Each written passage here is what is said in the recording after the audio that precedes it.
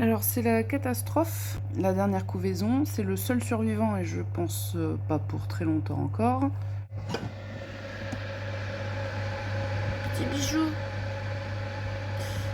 Oui, sur les 28 œufs, il n'y en avait que 8 qui ont pu être mis à plat. Il y en avait 4 ou 5 qui avaient avorté, donc le taux de fécondation c'était catastrophique. Et puis jour 18, donc avec une journée de retard, toujours rien qui se passait. Le peu d'œufs que j'avais émirés, il me semblait pas voir de percement de la poche d'air ni rien. Donc j'ai entrouvert les œufs, les embryons étaient vivants sur les 8, mais avec un retard incroyable et je ne sais pas pourquoi. Aucune idée de ce qui s'est passé. Alors forcément je faisais des humidifications de membrane régulièrement, etc. Comme les œufs étaient un petit peu entrouverts. Donc ils ont continué à évoluer un peu dans la coquille. Après j'ai essayé d'aider les naissances, etc. Et c'était une catastrophe en chaîne. Et lui c'était un des 2 œufs sur les 8 les moins développés.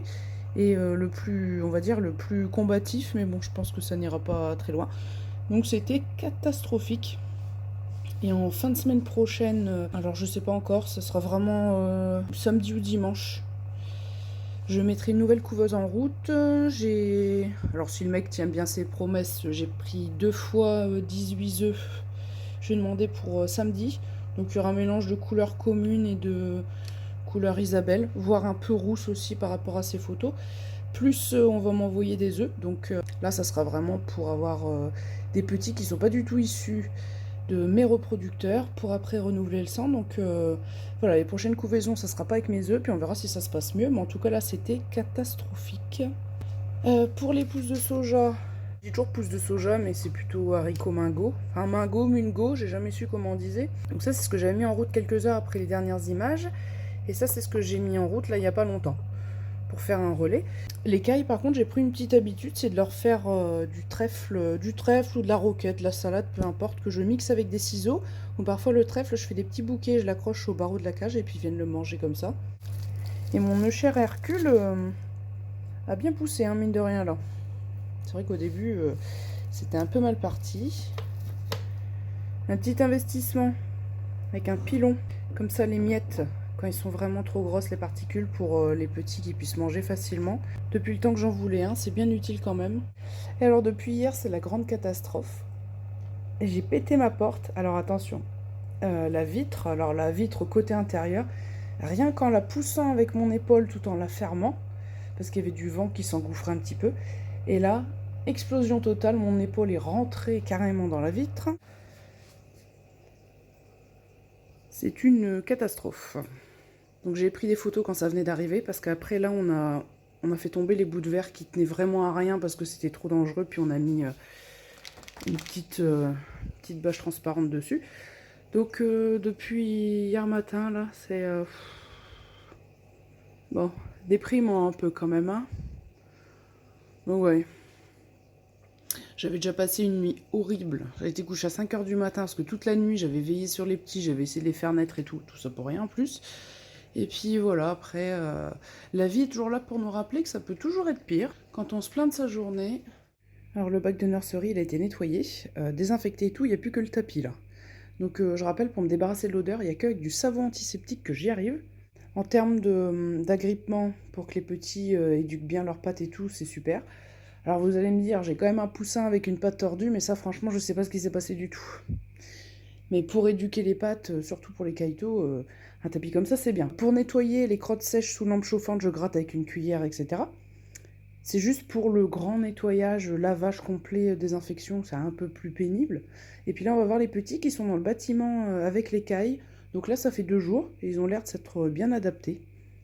J'ai toujours peur dans ces cas-là, c'est-à-dire qu'en nurserie, ils avaient tapis plus sopalin. Et j'ai toujours peur après quand on les met sur copeaux, qu'ils mangent les copeaux et qu'ils fassent n'importe quoi. Mais là, ça va, ils n'ont pas fait de bêtises. Il fait pas chaud ce matin, hein. Coucou les loups. Bonjour. Alors on va rentrer, comme ça on va fermer la porte pour pas faire rentrer le froid.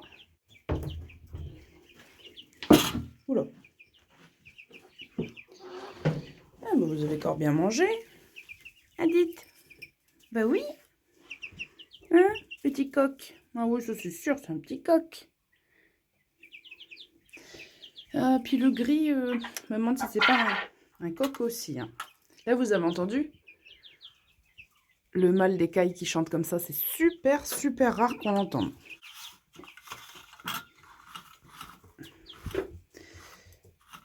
Ça va? Alors, attendez, ils sont bien là tous les 6. Bon, bah, coup tordu, c'est toujours coup tordu. Il n'y a pas eu de changement. Et il y en a un autre avec des problèmes neuro.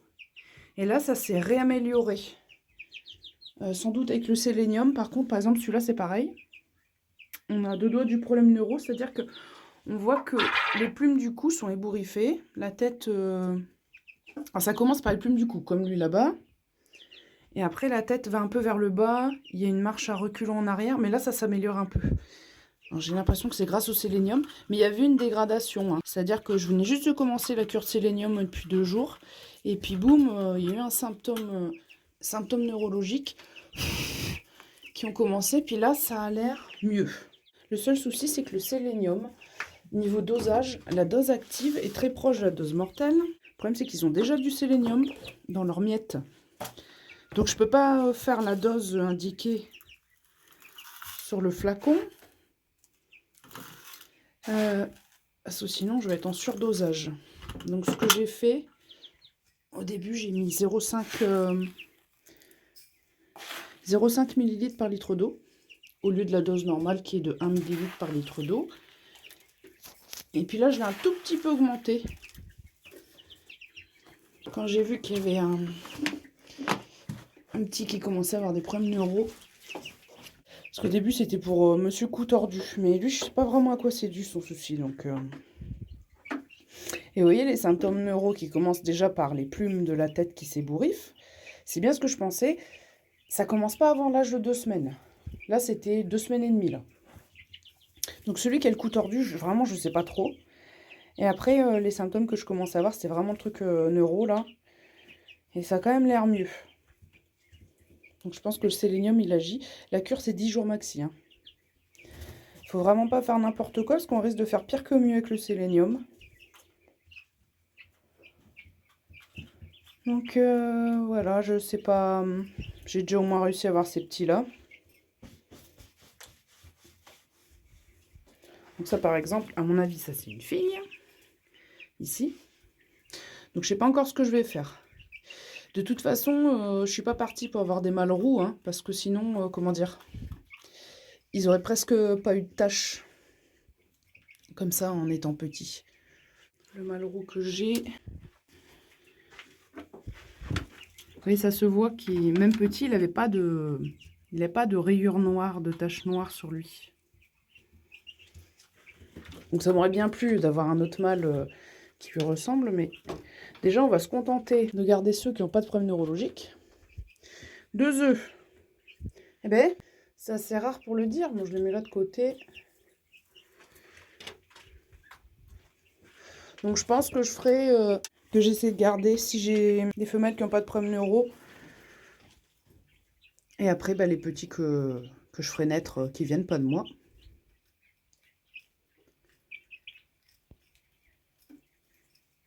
Non, non, non, non, non. On se met pas dedans pour gratter. Hein.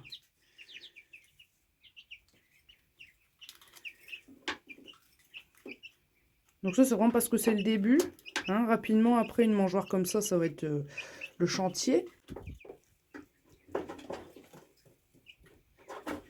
Bonjour. Coucou.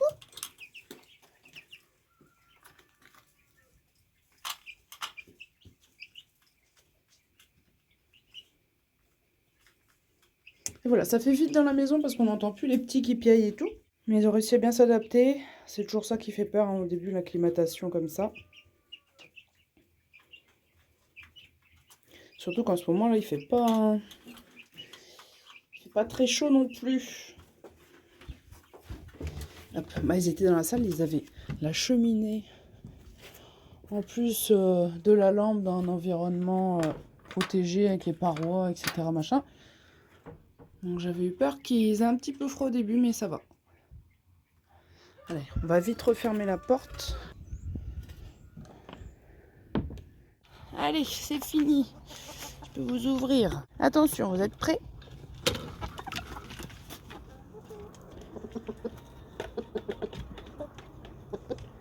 Allez, chérie.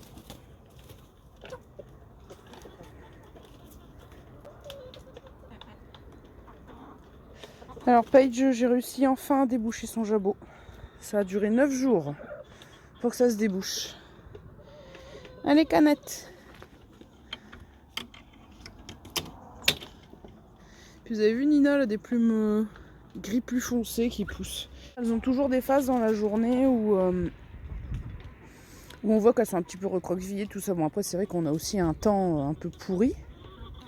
C'est bon la salade, chérie, dis donc. Moi, elle est un peu rêche, hein. Un peu épaisse cette salade. Hein. Alors, bon, je surveille. Et Nina, c'est vraiment celle qui est la plus amaigrie. Paige, c'est déjà un peu remplumé. C'est parce que je donnais des miettes gibier pour essayer d'aider un peu. Mais on n'est pas encore arrivé à une forme optimale. Là, par exemple, Paige, vous voyez, elle est pas... C'est pas dingue, là. Celle qui sort. Voilà, on sent que on n'est pas dans une vivacité extraordinaire. Mais ça a été long, j'ai jamais mis autant de temps pour déboucher un jabot. Ah, bah ouais. C'est bon la salade du matin, hein. Eh ben c'est loupé, chérie, elle veut pas. Ah oui, le mâle d'écaille, là. Je l'ai vu cocher plusieurs fois cette semaine. Et parfois, il tombe à l'envers sur son dos. Bon, déjà, il coche plus des masses. Il tombe sur le dos à l'envers. Il est tout essoufflé, puis il reste comme ça pendant 30 secondes. Alors, entre les femelles qui pondent presque plus, puis ça montre bien que là, vraiment, les reproducteurs, il n'y a pas le choix que de les changer. Hein. Bah ouais. Ça confirme. Et là, j'ai la piquette aux mains. J'ai pas regardé les températures. On devait pas être loin de la gelée, je pense. Il a dû faire super froid cette nuit. De toute façon, quand le ciel est dégagé, c'est là où il fait plus froid. Enfin bon, ça nous changera de la pluie. J'avoue que là, on a notre dose. Hein.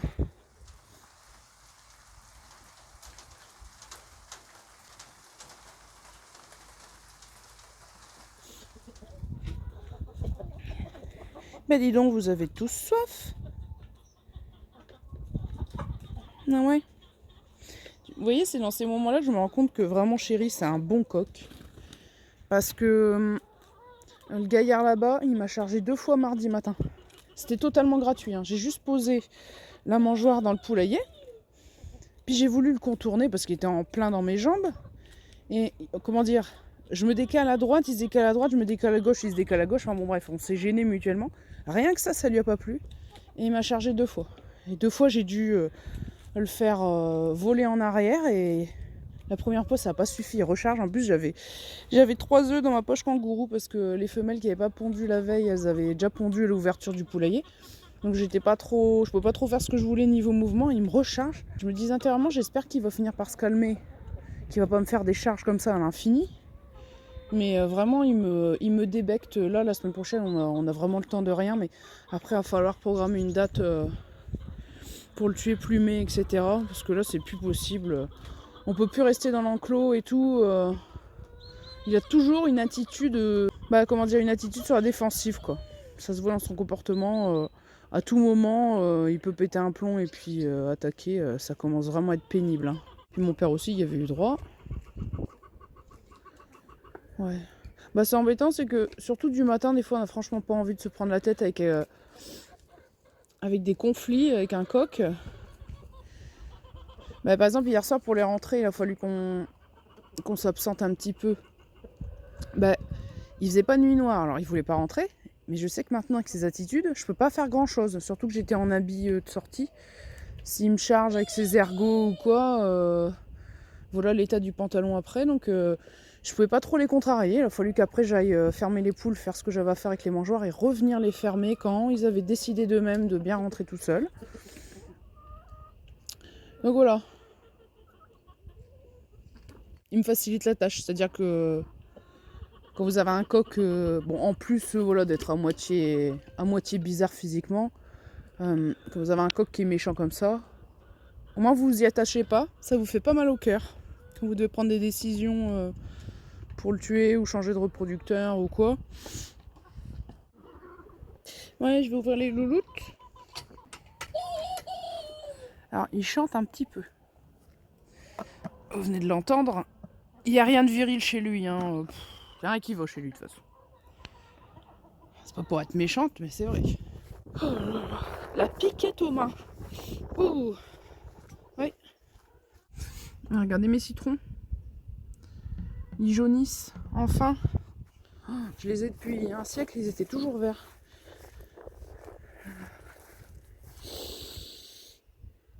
Bon, le jardin, de toute façon, ça sera... Juste regarder s'il y a l'ail, l'échalote, tout ça qui ont commencé à germer. Mais c'est pas passé grand-chose, hein. Ça va être express.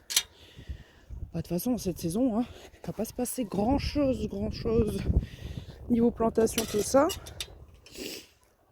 C'est surtout surveiller comment ça pousse ou le dépérissement de certaines plantes avec le froid. Et on va faire sortir le démon.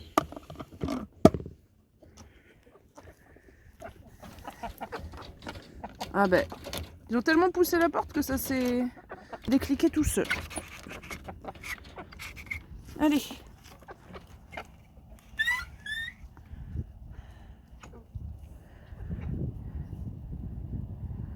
Rien que ses attitudes, son allure, ça m'énerve. Tout m'énerve chez lui. Bon.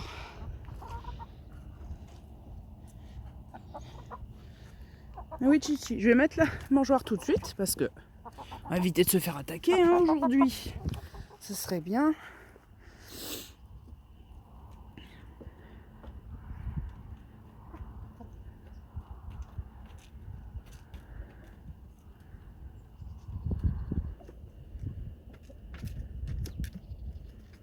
Il m'insupporte.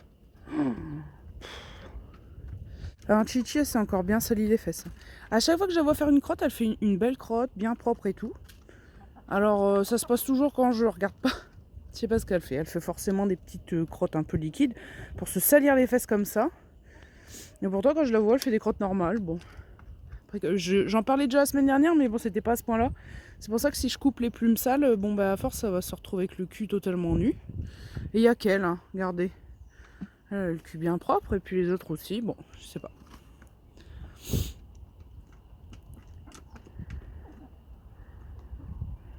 Lui un petit peu sale aussi. Enfin bon lui de toute façon. Ouais. C'est surtout pour plumer, c'est un peu chiant. Hein, quand ils ont le cul sale. Mais bon. Ah ma biche, je te touche pas hein, parce que lui va me sauter dessus après. Eh ouais. J'ai pas envie de me prendre la tête avec lui.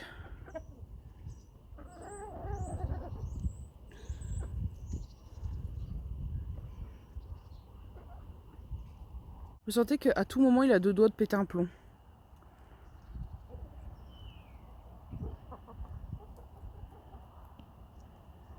Il est toujours ses attitudes penchées. Ça me... Bref. Bon je m'en vais, ça me... Ah, je sens que ça va partir en cacahuète et puis ça va me mettre de mauvaise humeur. C'est pas la peine.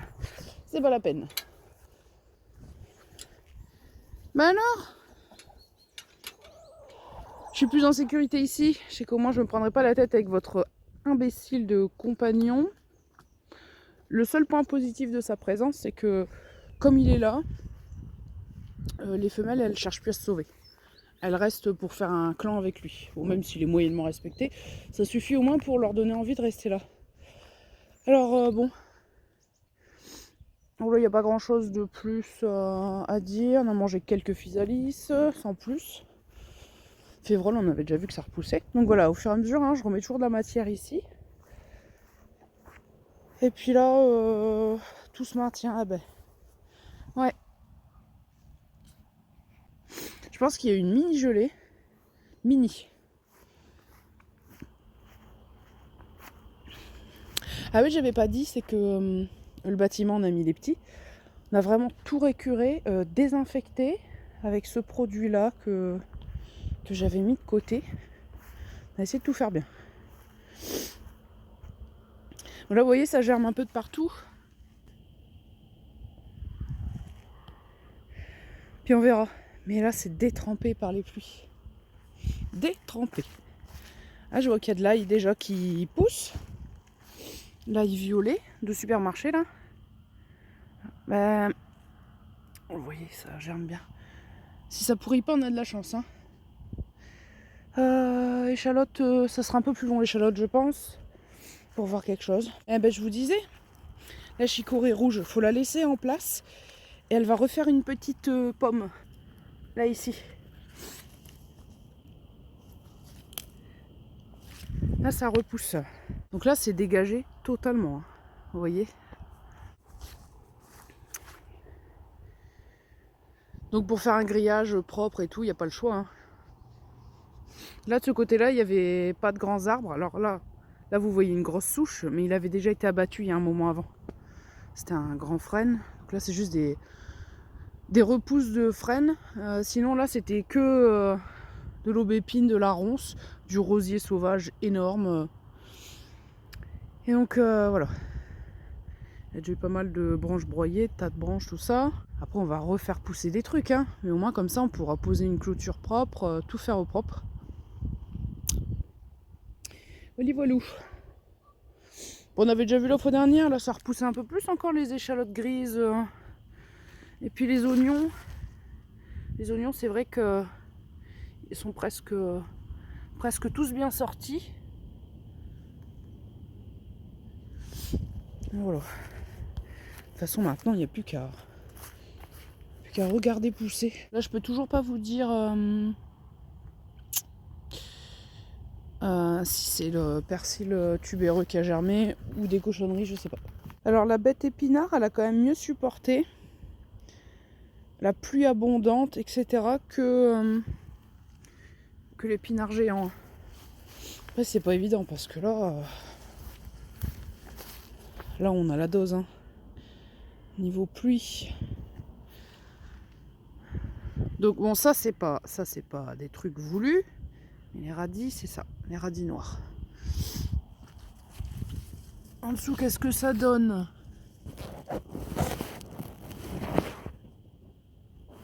Bah là ici il y a des salades qui ont disparu.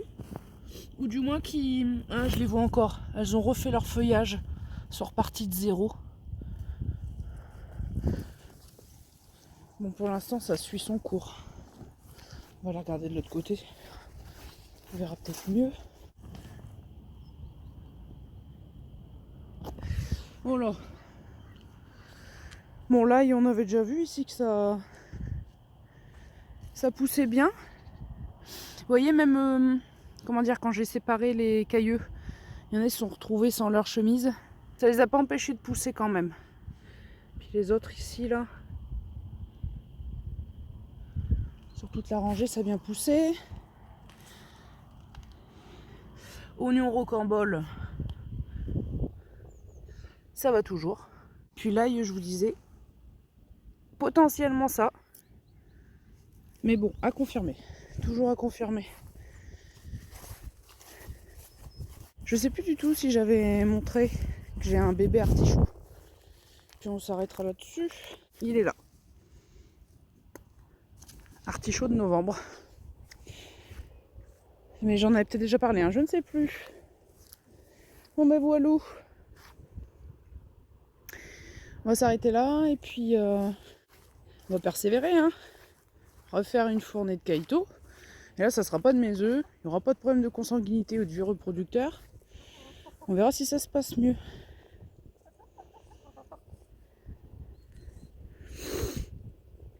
Tu m'énerves. Tu me saoules.